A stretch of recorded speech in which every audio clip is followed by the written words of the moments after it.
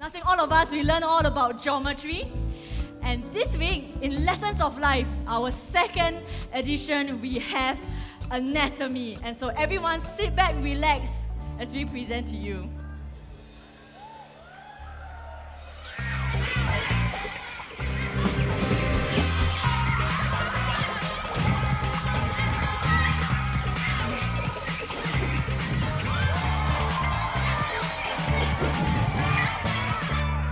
Hello, Hope Tertiary. Are you doing okay? Are you doing good? Welcome to Annette-tomy. My name is Timothy. I'm not Annette Lee, just to let you know, all right? And today we have a very, very special guest in the house. Didnt told you all about her. Her name is Annette Lee. And how many of you, by a show of hands in this place today, you have seen her Marie Kondo impersonation video? Anybody? You've seen that online? It is crazy good, all right? And some of us may be familiar with Annette, maybe we follow SGAG or we follow her. Some of us may not have an idea of who she is or what she's done. So take a look at the screen as we introduce to you, as we kind of plucked out a video of from SGAG. So take a look at the screen as we introduce to you Annette Lee.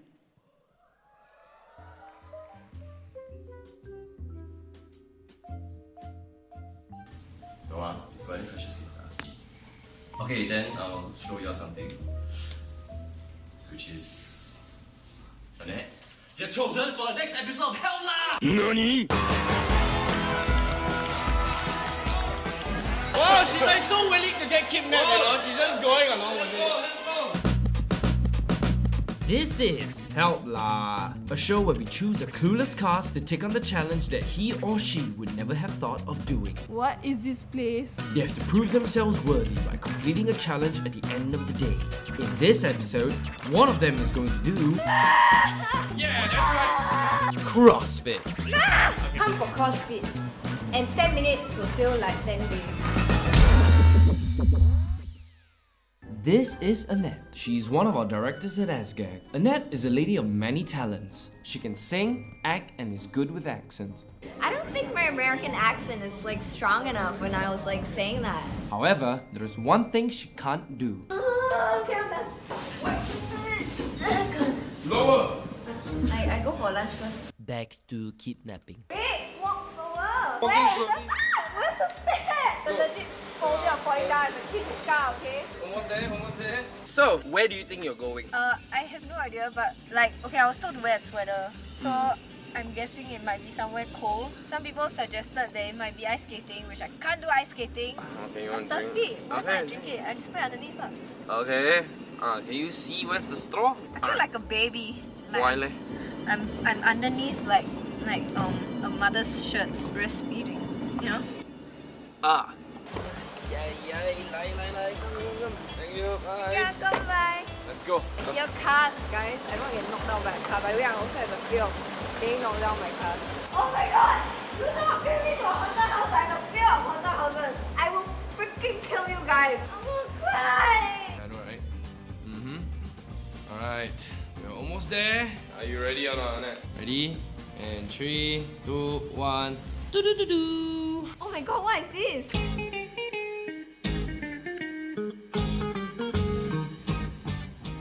It's a gym?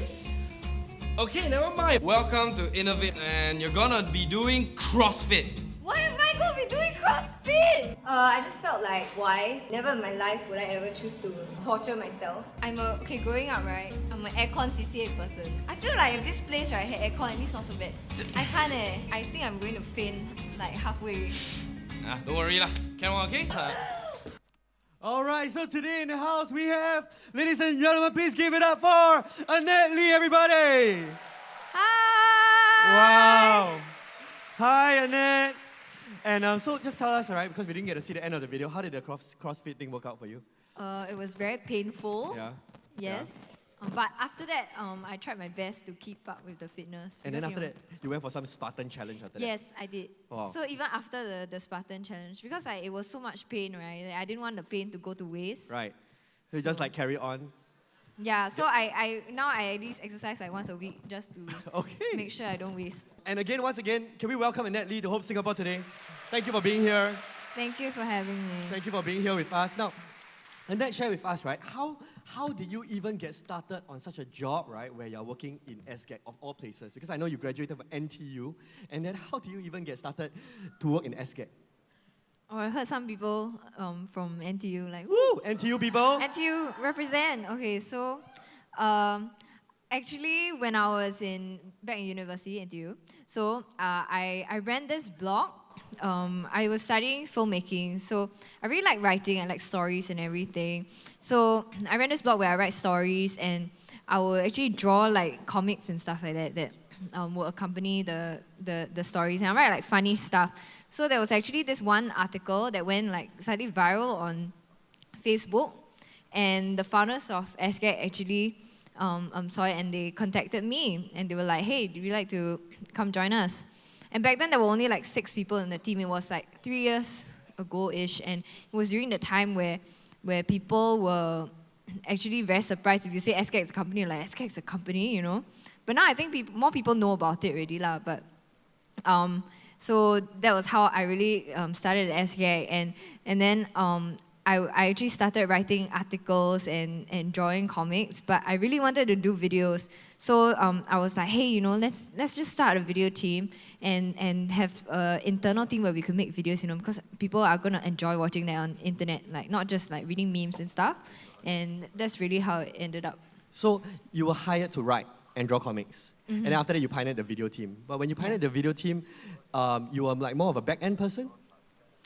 Yes. So actually, I mean, my background was more filmmaking, so it was more like writing, directing. So I really enjoyed like the creation process of like videos and films and stuff. And I kind of like didn't intend to actually like really act and stuff, but because, you know, back in the beginning we were hiring people, and it's still a very small team, and if I wanted to get videos made, then like if I'm writing it and directing it, then I'll just pass the camera to someone and I have to act in it also. Then I'll edit it and then it goes up, and it basically, I basically had to do everything. Right. And I think I was not that great at acting, but I kind of understood it, like, because I took a bit of theatre and stuff back in school, but it was to help, like, you know, my whole directing and filmmaking, writing stuff. Right. But since then, I think because people got used to me being on screen, and so I just continued anyway. And like now I'm just working on it also. Like it's quite fun. It turns out. So what are the things that you enjoy most working in SGAG? I think, okay, what I really like is you know, the people around you are like really fun. You know, it's always like a very young working culture, and it's not very strict or very like rigid. Yeah, you know. So it's always very creative, and it's like when we come together, think of ideas. It's always like a bunch of hits, like crazy hits coming together and everything. And we get a bunch of like cool perks, I would say. Like we had like premiere tickets to Endgame. Like wow. Like I think the day before was launched or something. Yeah. But then I didn't like I gave up my ticket that week to another colleague. Okay. Because so you haven't watched it yet? So I haven't watched it yet. But it's okay, I know all the spoilers already. Oh, yeah, it's fine. Want to share with the audience I didn't any watch. spoilers? Okay, partially why I gave up the ticket, because I didn't watch. Everyone's gonna judge me now. I didn't watch Infinity War, and like I needed to watch Ant-Man and the Wasp or something also. So I've watched a total of like less than 10 Marvel movies, and then like I feel apparently in order to appreciate the last one, I need to watch everything, right? Too troublesome, right? I was just like, guys, I don't have time in less than a week to catch up on all the friggin' shows. So I'm just gonna give out a ticket, and then maybe next time in my life when I have time, I'll catch up on everything and then watch it all. Wow. At When you once. retire. Yeah, hopefully, yeah, maybe. Yeah. like it was too late at that point. I was like, I'll give the ticket to someone who would appreciate it more than me. Right. So Oh, that's very yeah, nice of you. but yeah, so that was pretty fun. Like Okay. sometimes we get free. Suddenly there's like fried chicken in the office. Oh, okay. Okay, Jollibee. No, we never with Jollibee. Oh, okay. Sadly, I wish. So understand from you, right, that even though like you're doing well now, growing up was rough for you. She shared quite a bit with us back end about how her growing up years were quite tough. Maybe you can share with the people here today. Okay, so I think most of you are here like poly, ID, Yeah, poly, IT, uni. NS, and uni. Yeah. Yeah, so I think it was generally like y'all probably had like difficult puberty years in secondary schools, like everybody, right? Basically, like, it's kind of the same struggle as most people, like identity and stuff like that. And I think I struggled a lot with that back in school, because I was in an all-girls school in primary school. Primary school was okay. I mean, the secondary school was also an all-girls school. And like, you know, in secondary school, it's all about like, oh, like, who's the cool kid, right? So like, I'm obviously like very uncool, you know. I was like, not sporty, not anything. And then like girls' school sometimes, you know, like girls can be quite mean, you know. So I mean, I had friends and stuff, but like it really affects you, like when certain people are just not very nice to you and things like that. And I think that was pretty tough. And then moving on to JC, like also it was a bit difficult because I was in this, like I started school, it was super fun. I had this class where like everyone got on fine, you know. But then it was a class where I took econs, math, chem and math as like as my main subjects. But then like, within like the first couple of weeks of school, I was like, oh my gosh, I don't understand anything about econs. Sorry if there are any econs like majors here. Right. Respect. Yeah, all I know is like ceteris paribus, and I don't even know what that means. That's the only thing I remembered out of the first 2 weeks of class. It was just like graphs, and then I was just staring, and I was like, crap, if I take this for the next 2 years, I'm going to fail. So I moved to art. I swapped out my econs to art, and like that was kind of like a tough period for me also, because like finally, right, I was like in a class where I thought like, oh, okay, you know, everyone's nice. Like I like cool friends, but then when I swapped out to that, I was shifted to a different class, and I shifted to a class where the main subjects were physics, chem, and math. So I took art, chem, and math, and when my class went to physics, I'll go for art class lah. And I think the wavelength was also very different, because like they were all mainly science people, and like I was super creative, right? So when I think I didn't really get along well with, I couldn't click very well with them, and it was like mostly guys in the class, like dominantly guys, like 40 people and like 30 were guys, because physics is usually has a lot of guys. And then, you know, like JC guys, very irritating. I mean, sorry. Right, yeah. But like back then, then you just like, oh, don't talk to them, you know. And then after that, there were like 10 other girls in the class. But I think they did this for like practical reasons, right? It was like all, because they didn't plan for me in that class, right? Because I shifted in like a month late in or something. And nobody eat lunch with. And it was just very tough. You got like 30 guys to eat lunch with. Yeah, but very irritating. Okay. Sorry if one of you are here. Like, okay, like they were generally nice lah, you know? Right. But it's just like, I think if I like hung out with them every single day, I was just like, okay. It's not them. It's just back then, you know, kids. Yeah. Okay. I'm sure you're all, if any one of you is here right now, I'm sure you're great right now. So you felt pretty alone during this period? So I did. And like, okay, I made friends with this girl from another class lah, and we hung out till today. We're still very good friends. But I think back then, you know, the reality was just like I feel like I've no friends around me. And I think in hindsight now, right, I can easily look back on it, you know, and just think like, oh, okay, you know, at the end of the day, whenever you get out of like secondary school, you get out of JC or whatever, the friends you get, you stay in touch with are really just a handful of them. And even now, like I still stay in touch with only a handful of them. So my whole experience was completely fine, because even if I had been in what other class, I'll still probably just talk to like a few people, you know. But in that moment, at that point in time, the reality was just like, oh my gosh, I can't hang out with anybody in my class, and it was like, it was quite tough for me lah. Yeah. So even growing up, right, you're already a Christian, right? Your parents brought you up, raised you in a Christian family, and you were quite actively involved. But yet you were struggling with some of these things where you didn't quite like have a personal relationship with God. It was a lot of activities. Tell us more about that. Yeah, so I think it was only in like university where I started to really, actually it was like gradual, like from really like transitioning from JC towards into uni, that I really had like more of a revelation of the Lord's love for me, and it really like just changed my perspective on everything. And like I think I basically just felt like, you know, what people around me felt was very important. But the truth is that as I started to really understand the Lord's love for me, right, I realized that, you know, actually the one that really matters is the Lord's opinion of me, and not everyone else. And as long as the Lord loves me, right, it's okay if you don't have like crazy a lot of friends like around you and everything. And I think that's something that you know, at different stages of your life, like different things are like important to you, you know.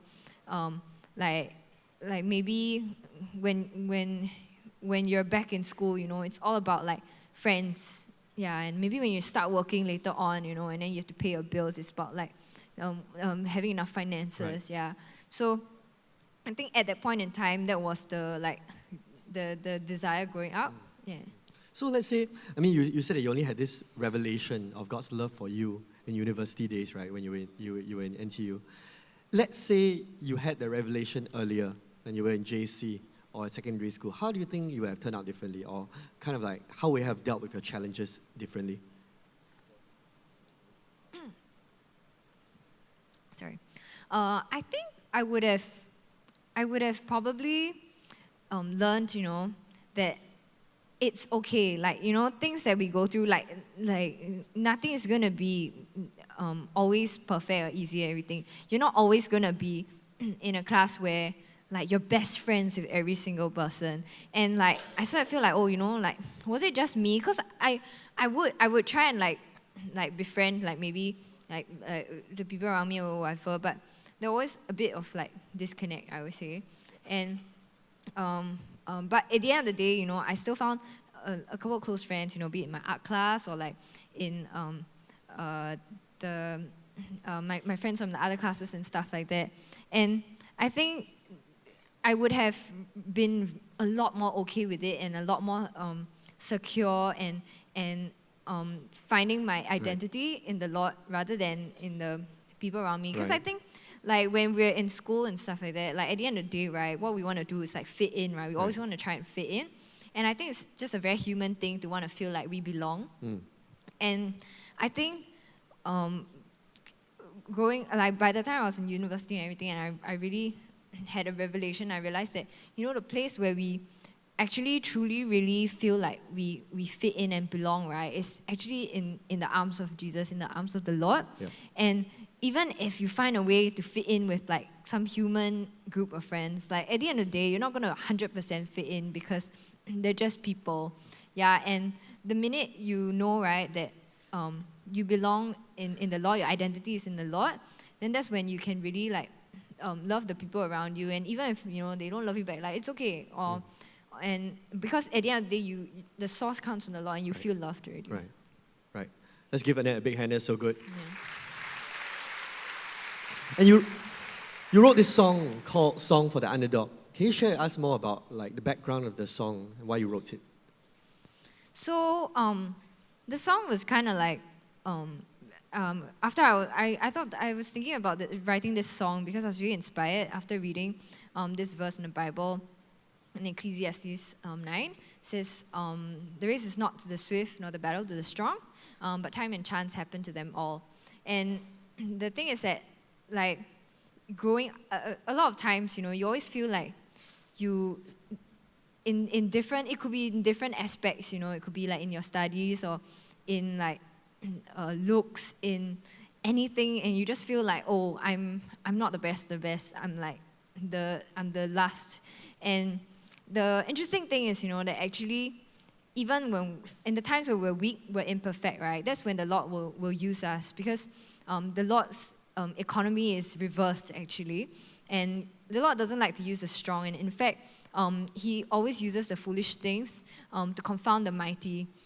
It says in 1 Corinthians, yeah, but God chose the foolish things of the world to shame the wise. and the weak things in the world to shame the strong. And I think because, in this world, like, we always want to put our best foot forward, and we always think like it's all about looking strong and looking the best. But the Lord looks at the heart, and at the end of the day, none of us are qualified. Right. Like, none of us are perfect. But in all our disqualifications are actually our qualifications for the Lord to use us. Wow. Yeah. Thank you for sharing that. And so right now we have Annette Lee, right, performing for us her yet-to-be-released single exclusively for Hope Singapore. Here's Annette Lee with Song for the Underdog. Okay. Hi, guys. Okay, so I have Merrick and Wilson with me here, and we're going to be teaching y'all how to do this refrain, okay? Like, happens before the verse, between the chorus and bridge. And y'all have to sing along with me. So you clap along, and then you sing this part along with me also, okay? So I'm going to teach you how to do it. So it just goes ooh, ooh, ooh. Very easy. So let's try it. It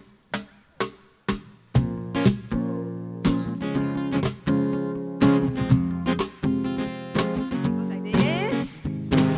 Ooh, ooh, ooh, ooh. Ooh, ooh, ooh, ooh. One more time. Ooh, ooh, ooh, ooh.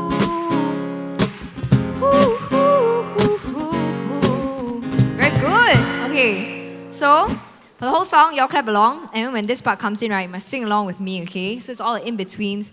You'll know when you hear it, okay? So let's try, and then we'll start the song, okay? So, we'll just go straight into the song, okay? So let's go.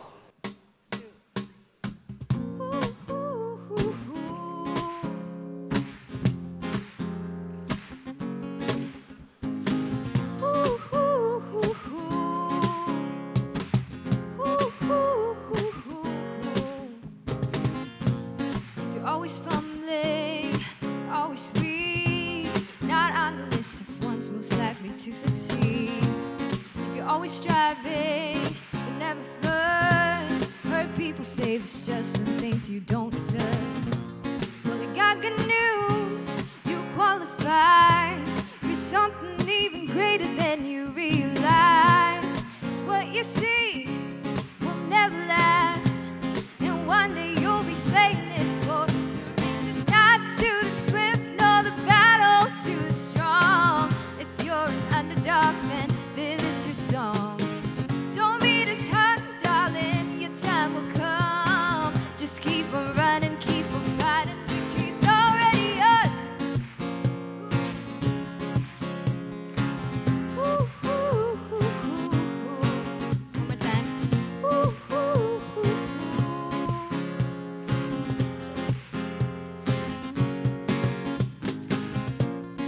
Always awkward, weird or shy, not popular or cool, no matter how you try. If you're always broken or beaten down, got far too many fears and faults to even count.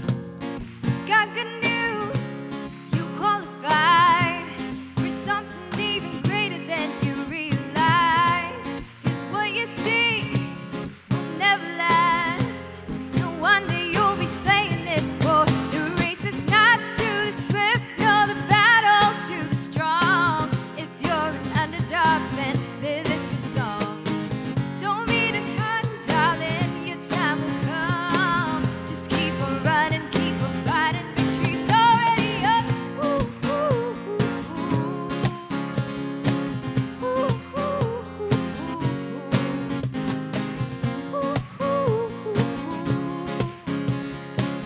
Ooh, ooh, ooh, ooh.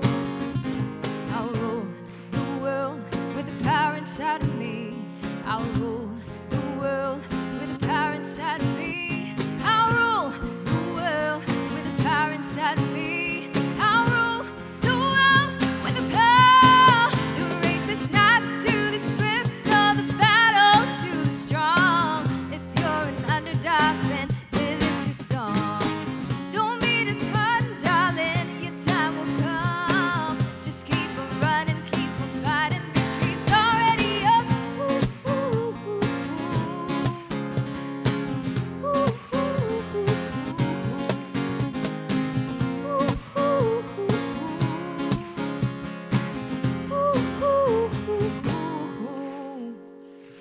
Let's give it up for Annette Lee.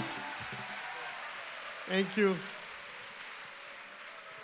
And you know, prior to the service just now, we had a pop-up where we had some games and there were 5 different challenges. And right now we're going to announce the 5 winners and they can come on up on stage to collect their autograph EP from Annette as well as a group photo, all right? So the winners of the pop-up challenge are you ready?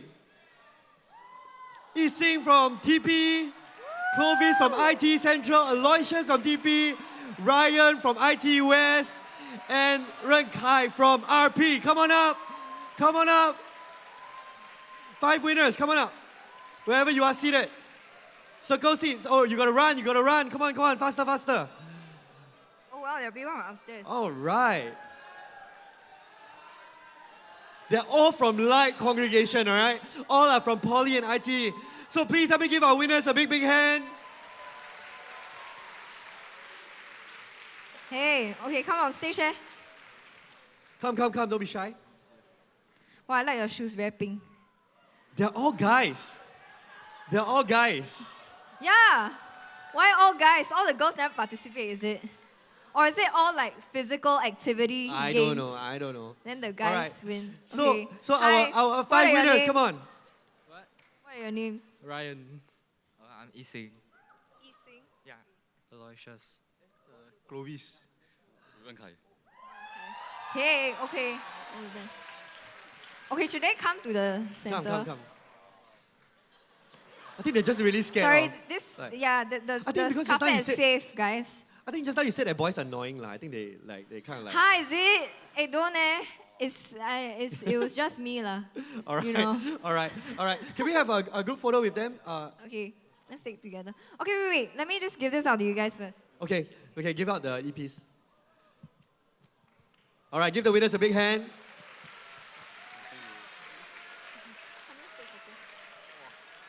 All right, group photo, everybody. And the 2 standing next to Annette are feeling the most awkward right now. Yay! They're like shaking. Thank you. Done really, is it? Okay, let's give our winners a big hand. All right. Okay, bye guys. Thank Thank you you. so much. Thanks, guys.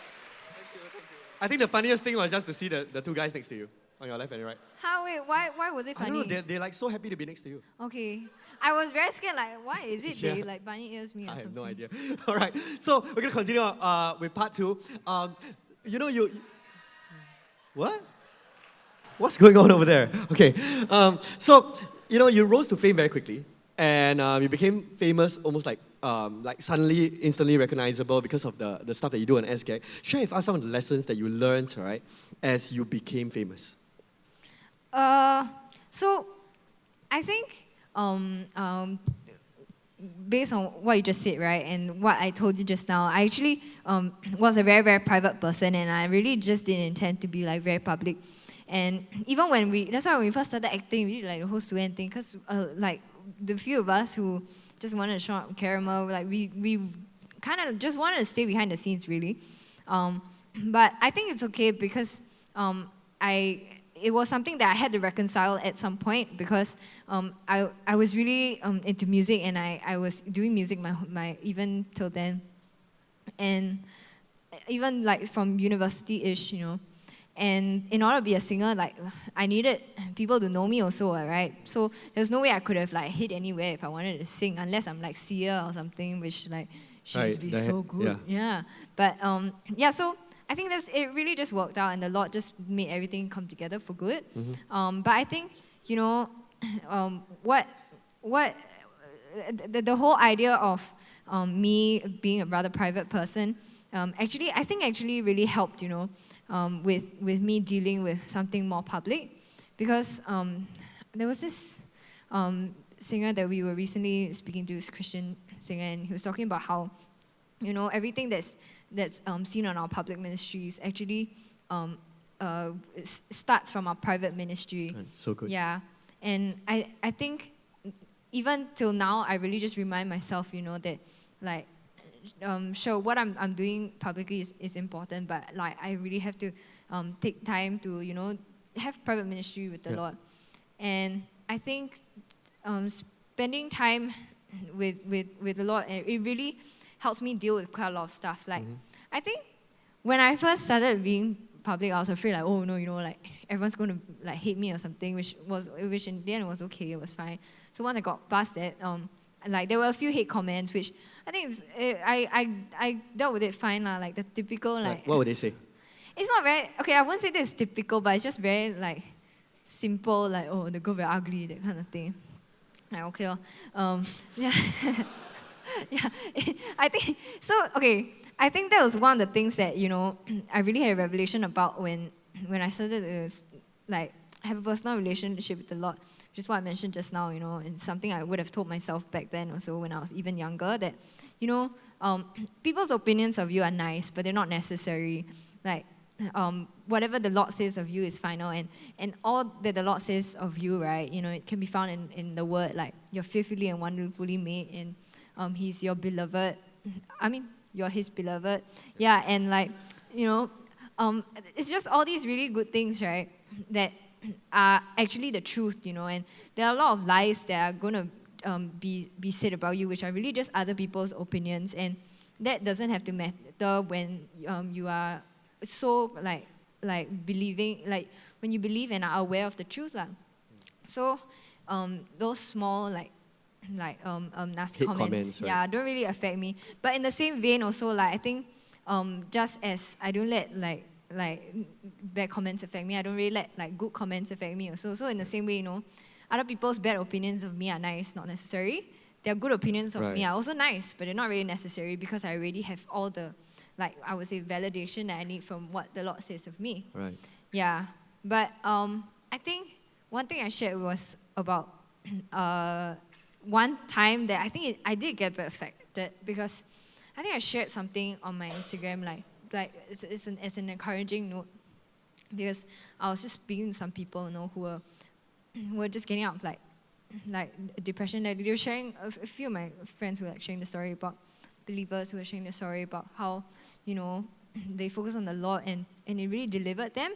And I was just meditating on this verse also, and that talked about how we should pay attention to what the Lord is doing in our lives, and I found that that's really so important. It's like we are what we pay attention to, and if we pay attention on negative thoughts, it will just get magnified and magnified. But at the same time, if we pay attention to what the Lord has done for us, it will just get magnified and magnified.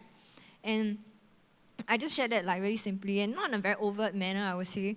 I didn't cite any Bible verse or whatever, and I think a lot of people were very encouraged. But at the same time, there was someone who like took it and like wrote this whole like hate article, blog post on me about how like how can you say like it's so easy like just to not be negative, then just like that like your life must be all great, that's why like sorry.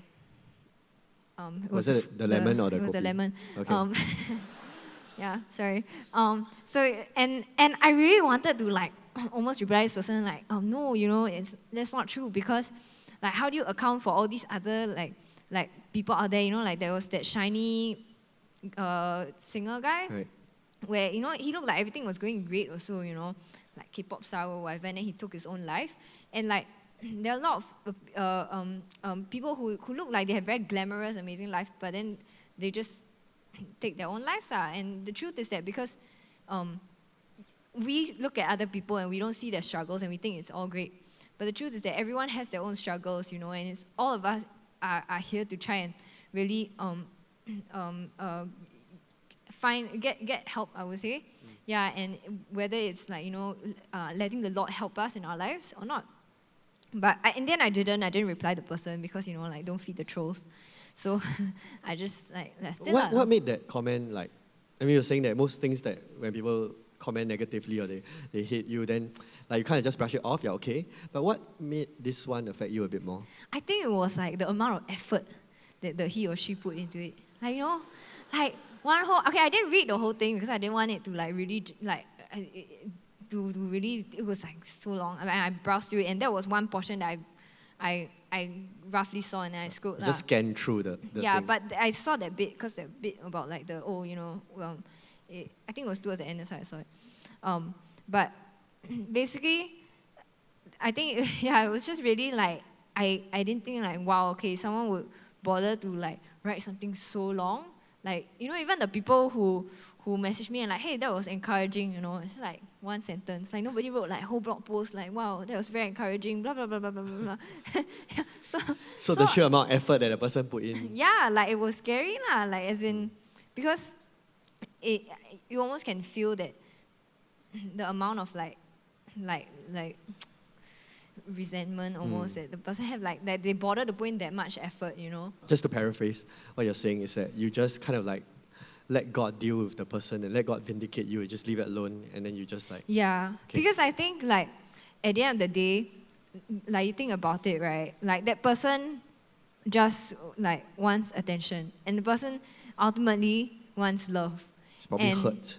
Yeah, and it's probably coming from a place of hurt and Right. coming from a place of like wanting love. I mean, most people who want attention just want to be loved. Right. And I feel like sometimes they find it in the wrong places. And this person is probably just trying to get some attention online and feel love, which means that they're probably lacking that in their life. And I think it's a chance for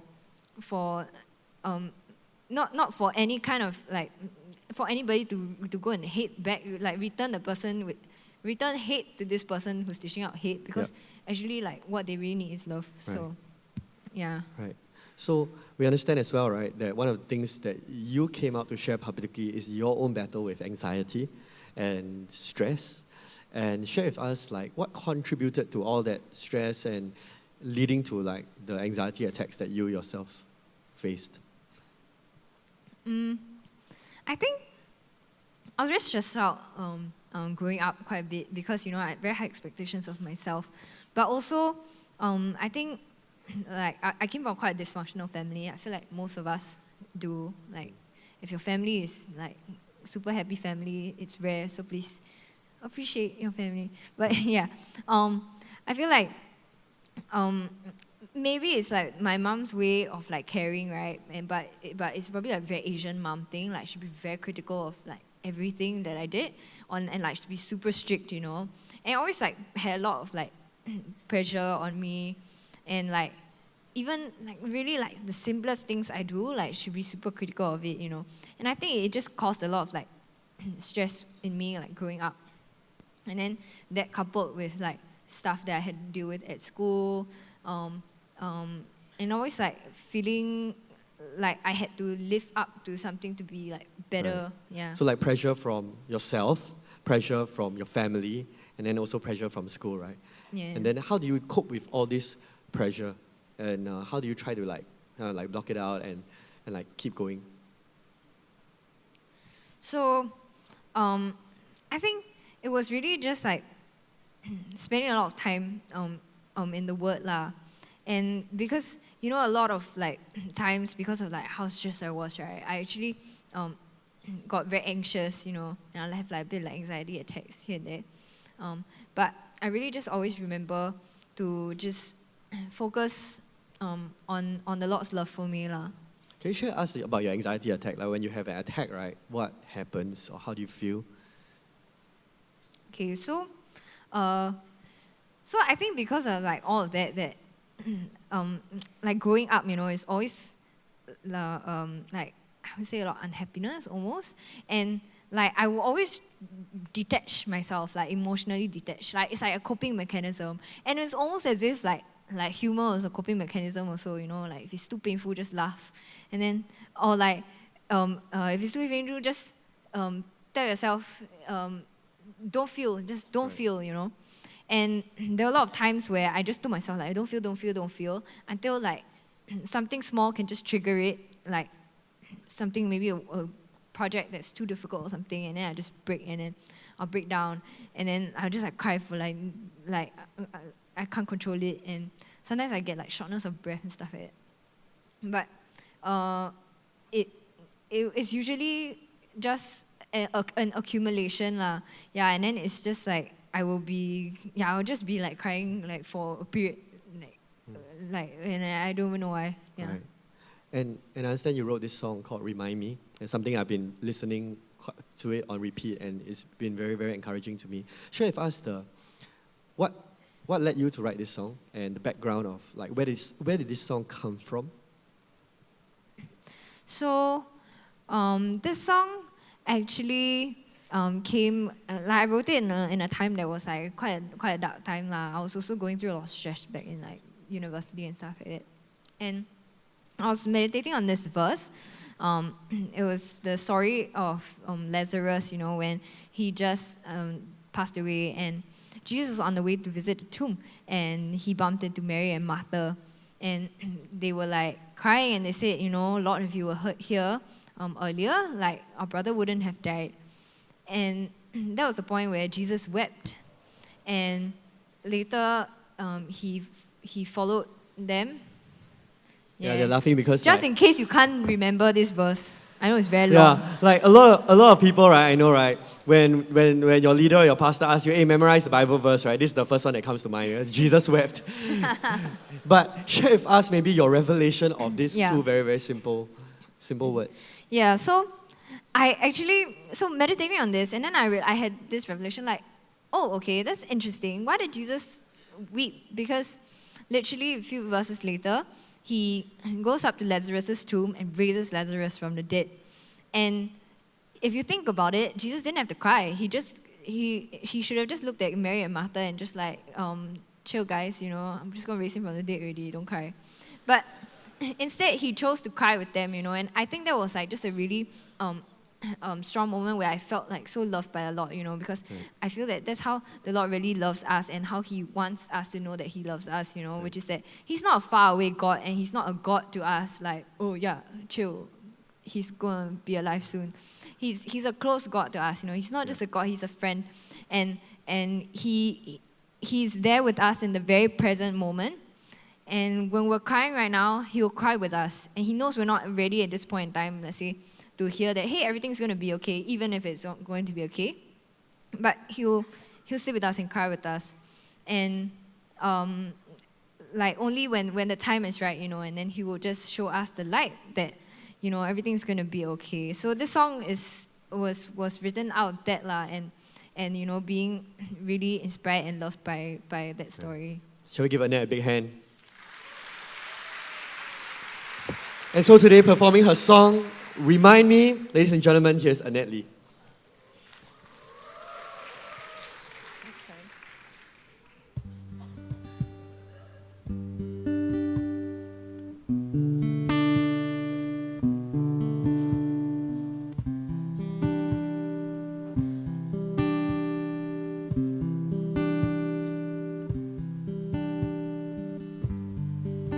What is this pain that has left me numb to the bone?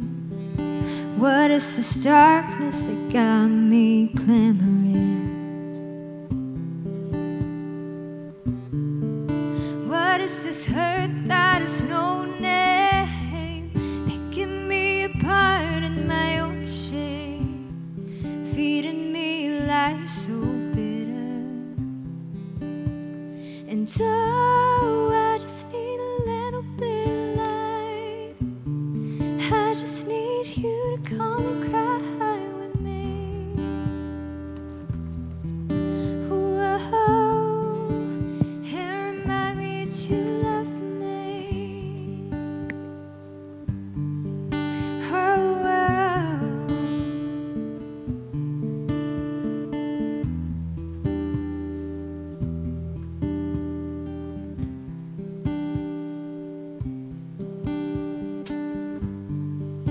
what is this pit that has found me 10 stories deep? What is this weight that has got me caving in? What is the sorrow that won't fade, leaving me alone in the cold rain, telling me hope's not really dead?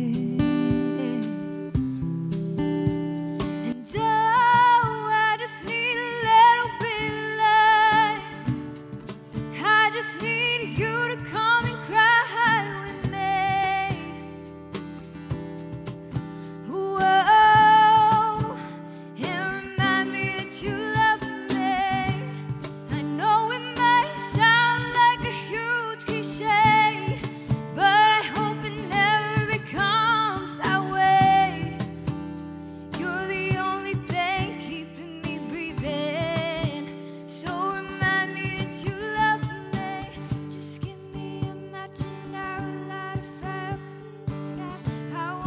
rise above all the dark clouds. Take me higher. Take me higher. Just give me a match and I will light a fire up in the sky.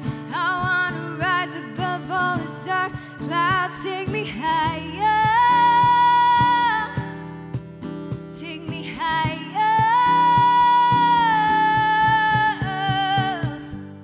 And I just need a little bit of light. I just need you to come and cry with me.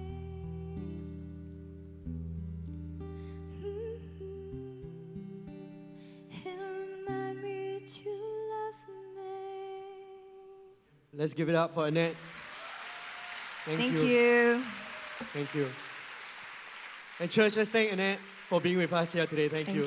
Thank you so much. Thank you for having me. One more time, church. Let's give it up.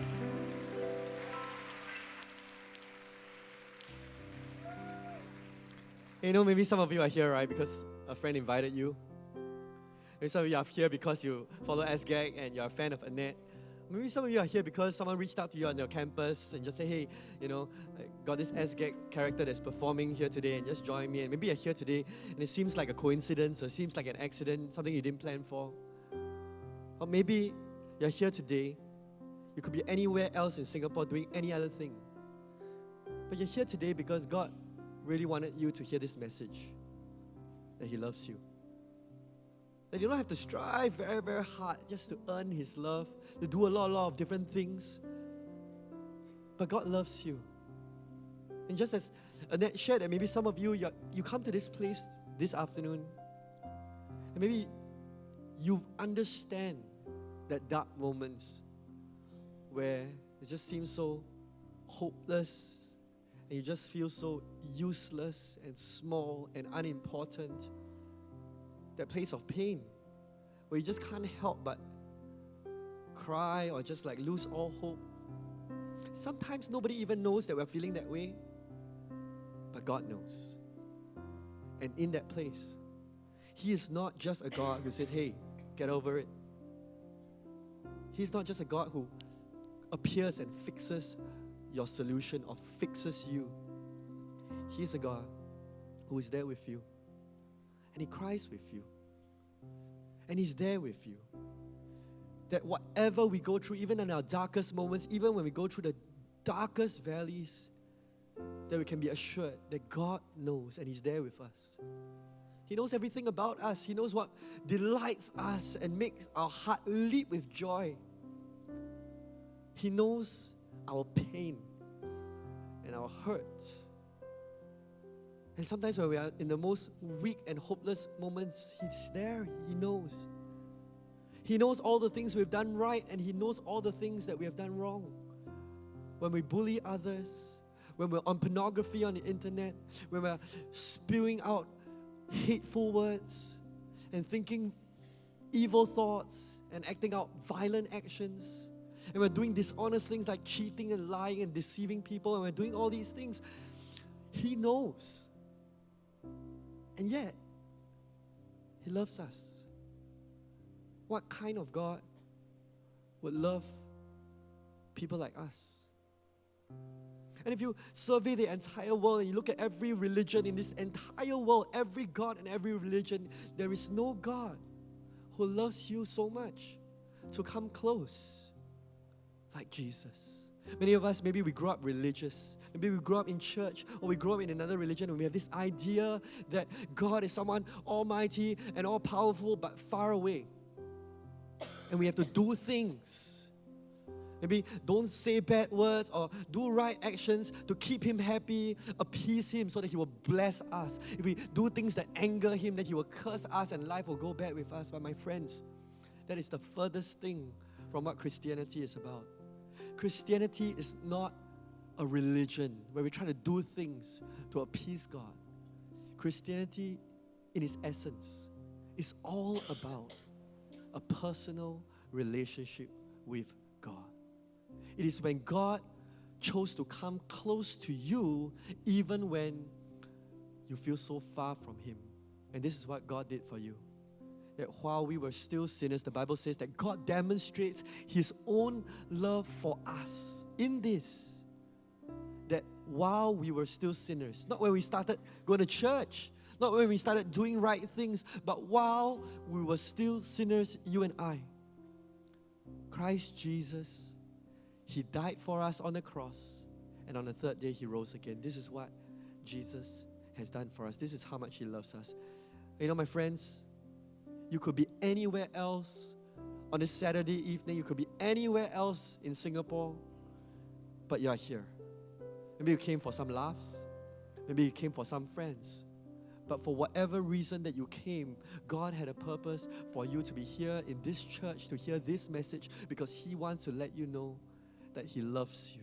He loves you, He loves you, He loves you. And later on, in a moment's time, I'm going to give you an opportunity to make a personal response to God, to respond to God in your own personal way.